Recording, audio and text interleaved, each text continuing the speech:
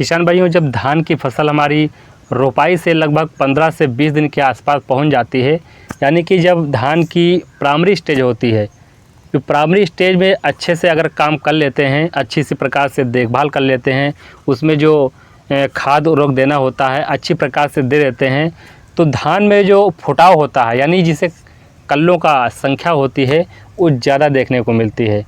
कल्लों की संख्या ज़्यादा होगी, फुटाव ज़्यादा होगा, तो निश्चित रूप से पैदावार भी ज़्यादा मिलेगी। तो आज की इस वीडियो में किसान भाइयों बात करेंगे धान में कल्लों का फुटाव कैसे बढ़ाएं, यानी धान में जो फुटाव है वो कैसे बढ़ाएं, कौन सा खाद उर्वरक कौन सा स्प्रे करना है, पूरी कंप्लीट जानकारी इस वीडियो के माध्यम से आपको मिलने वाली है। वीडियो पर बने रहिए और जो किसान भाई लोग चैनल पर नए हैं उनसे रिक्वेस्ट है चैनल को प्लीज़ सब्सक्राइब कीजिए, वीडियो पसंद आने पर लाइक कीजिए और अन्य किसानों को भी शेयर कीजिए। चलिए किसान भाई बात करते हैं।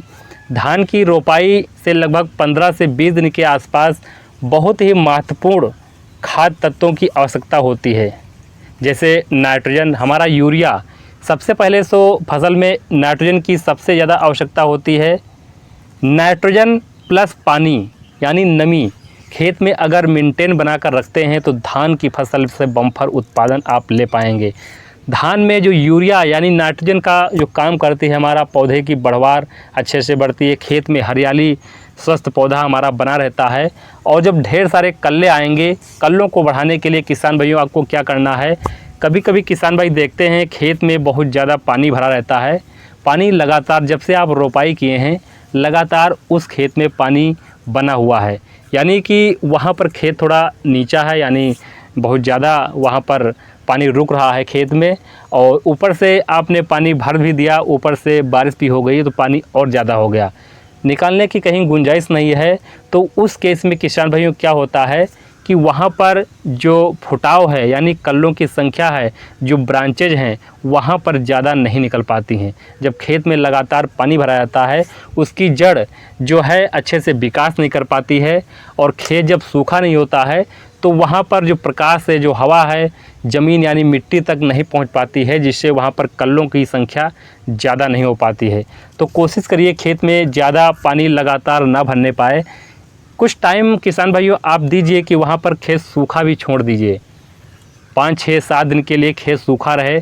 उसमें जो दरारें पड़ जाती हैं, दरारों से किसान भाइयों क्या होता है, वहाँ पर सूर्य की प्रकाश की जो रोशनी है वो ज़मीन मिट्टी तक जाती हैं, हवा और पानी वहाँ पर मिट्टी तक जाता है, तो वहाँ पर जो फुटाव होता है, जो शाखाएँ होती हैं वो ज़्यादा निकलेंगी तो वहाँ पर बालियाँ ज़्यादा आएंगी, लंबी आएंगी, मोटी आएंगी, और लास्ट में हमारा उत्पादन भी ज़्यादा मिलेगा।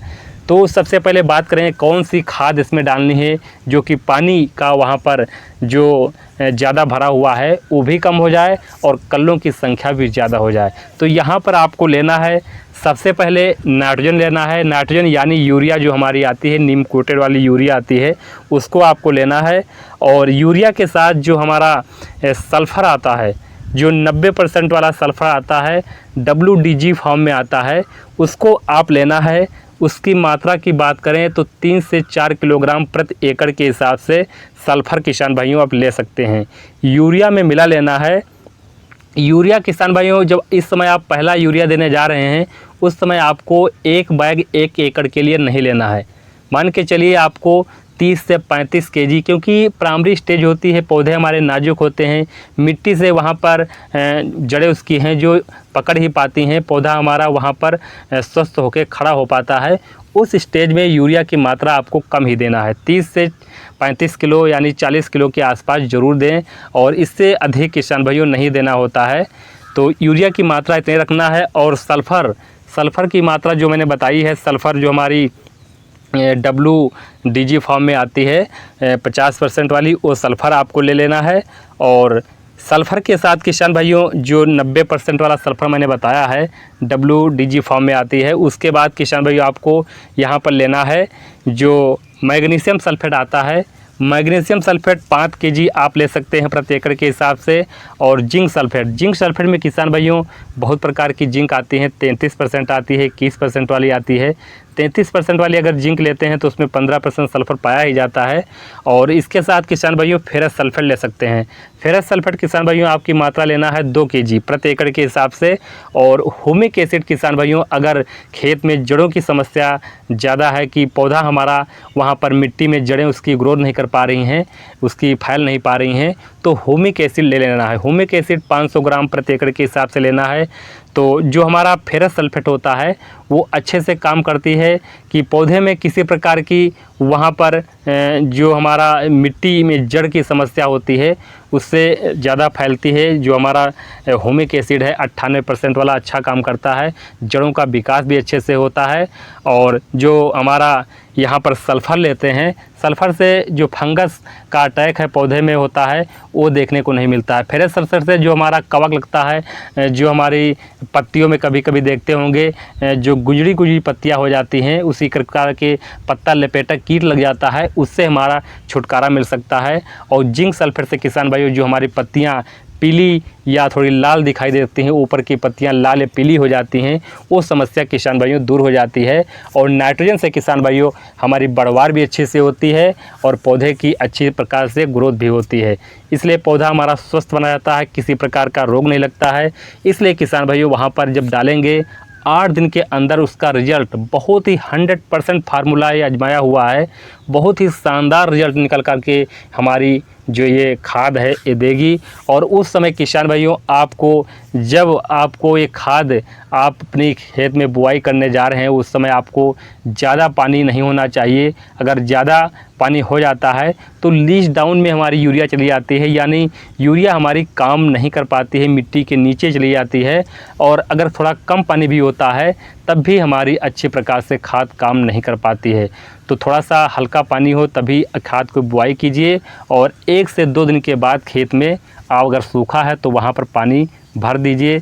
देखेंगे इतना बेहतरीन प्रकार के रिज़ल्ट किसान भाइयों निकाल करके देगी। खेत में कल्ले ही कल्ले नज़र आएंगे, ब्रांचेज उसमें फुटाव जो देखने को आएगा, फुटाव बहुत, एक पौधे से लगभग 25 से 30 या 35-40 कल्ले निकलेंगे, जिससे पैदावार किसान भाइयों ज़्यादा से ज़्यादा निकलेगी। खेत में अगर ज़्यादा पानी की समस्या बनी रहती है, पानी कभी ख़त्म नहीं होता है, तो आप जो ने सल्फ़र बताया है, जो हमारा सल्फ़र आता है 90% WDG फॉर्म में आता है, उसकी आप बुआई ज़रूर कीजिए। सल्फ़र से किसान भाइयों पानी एक तरीके से वहाँ पर खींचता है और पानी की मात्रा भी कम हो जाएगी और वहाँ पर कल्लों की संख्या भी ज़्यादा हो जाएगी। तो किसान भाइयों इस तरीके से अपनी धान की फसल में कल्लों की संख्या बढ़ा सकते हैं, उसमें ज़्यादा से ज़्यादा फुटाव देखने को मिलेगा। और यूरिया की मात्रा किसान भाइयों अगर आप पहली यूरिया देने जा रहे हैं तो उसकी मात्रा बहुत ज़्यादा आपको नहीं लेनी है, कम ही मात्रा लेनी है। जब दूसरी बार यूरिया देने जा रहे हैं उस हिसाब से थोड़ी मात्रा आप बढ़ा सकते हैं। या फिर जो वैरायटी हम कम अवधि की वैरायटी लगाए हैं या ज़्यादा अवधि की वैरायटी लगाए हैं, तो डिपेंड करता है कौन सी आप वैरायटी लगाए हैं। अगर 105 से 110 या 115 दिन की वैरायटी लगा रहे हैं तो उसमें खाद की मात्रा बहुत ज़्यादा देने की आवश्यकता नहीं होती है। अगर थोड़ा मतलब लंबे समय की अवधि की वैरायटी लगी हुई है तो उसमें यूरिया की मात्रा 2 से 3 बार देने की आवश्यकता पड़ती है।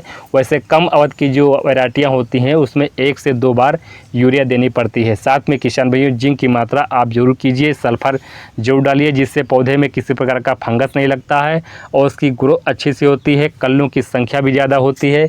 तो किसान भाइयों वीडियो अभी तक जो किसान भाई चैनल पर नए हैं तो उनसे रिक्वेस्ट है चैनल को सब्सक्राइब कीजिए। और किसी प्रकार की समस्या आ रही है, कौन सी दवा कब डालनी है, खेत में किसी प्रकार की पीलापना आ गया है, ऊपर की पत्तियां लाल या हल्की पीली हो गई हैं, तो कौन सी दवा डालें, खेत में ज़्यादा पानी रुका रहता है उसके लिए कौन सी दवा डालें, और खेत में पानी नहीं रुकता है उसके लिए क्या करना है, पूरी समस्या की समाधान किसान भाइयों नीचे कमेंट में आप ज़रूर दीजिए। उसकी पूरी समस्या हम बताएंगे आपको क्या करना है।